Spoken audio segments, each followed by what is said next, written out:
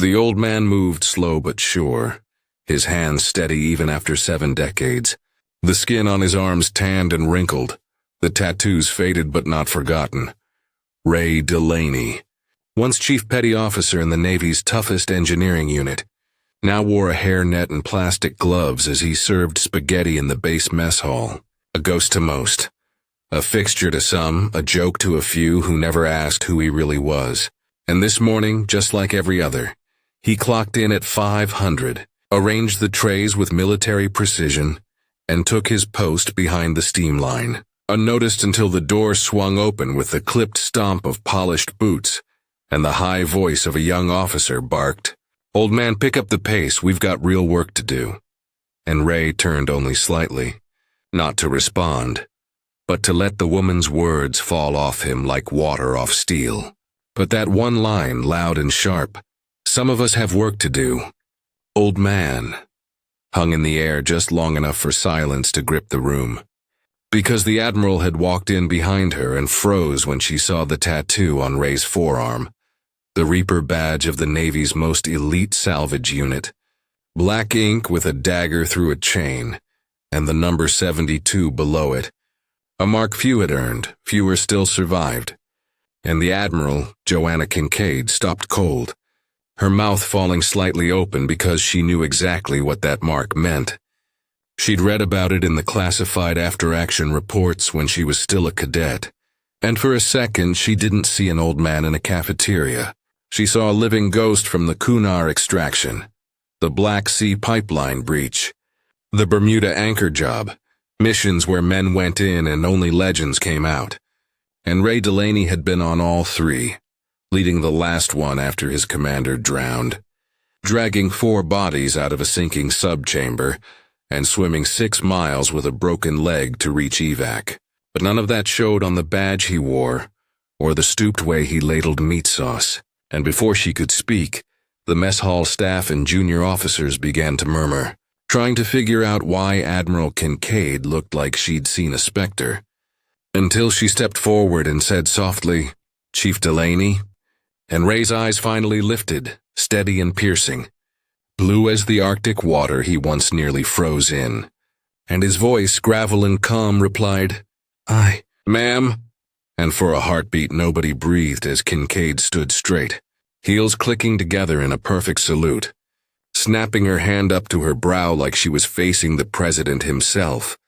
And the 24 airmen and sailors eating lunch suddenly rose, trays half full, staring as the Admiral said, "Permission to speak freely, Chief?"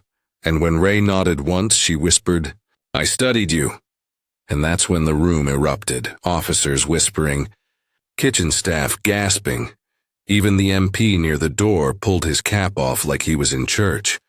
And the young officer who'd insulted Ray just minutes ago stammered backward, cheeks red, trying to apologize, but her words tangled as the Admiral turned toward her and said, "Lieutenant Hayes, go wait in my office," her voice like ice cracking. And when the door slammed shut behind the flustered officer, Kincaid turned back to Ray and said, "Why didn't anyone tell me you were here?"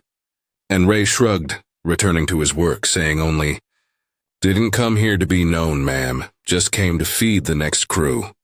And that was true, because after retiring quietly in 1998, Ray had disappeared from public record, rejecting medals, skipping parades, even turning down Arlington burial paperwork, choosing instead to live in a small trailer on the edge of town and show up every morning to feed kids in uniform because it reminded him of what mattered: discipline, dignity, and full bellies before hard missions. And though most treated him like a nameless old man, Ray never complained, never corrected anyone, just served quietly, until this moment when everything he'd avoided was staring back at him, and Kincaid, now embarrassed, ordered her aide to clear her schedule and sat down at a table right there in the mess, pulling out a pen and a file folder from her briefcase, saying, "Sir, we're fixing this now," and for the next hour, she interviewed him like a journalist, taking notes as he recounted the salvage off Okinawa, the rig fire in Diego Garcia, the deep-sea recovery mission that almost cost him his hand. And with every story, more soldiers gathered. Standing at attention or sitting on the floor, drawn in like school kids around a campfire, until the room felt less like a mess hall and more like a history lesson written in scars and grease. And when the Admiral finally stood, she made a call to public affairs, then to personnel command, demanding Ray's name be restored to the Hall of Valor. But Ray just smiled and said, "No need." "Ma'am, I didn't do it for a name." But she wasn't asking, she was ordering. And within a week, the base had a new mural in the entrance. A painting of Chief Delaney in his diving suit, carrying a wounded seaman through fire-lit water, and under it, the words, "Honor is quiet until it's remembered." And that memory spread, first through the base, then online, then across Navy channels until reporters came sniffing. And while Ray ducked most of the attention, he agreed to one interview, only because it was with a young sailor whose brother had died in a salvage attempt Ray once survived. And they spoke not about heroism but about fear, teamwork, and why hot meals matter when everything else feels cold. And that single interview went viral, not for drama but for truth, as Ray said. Courage isn't loud. It's just hungry men doing hard things with no audience. And that line made its way to the Pentagon, where a 4-star general requested a transcript.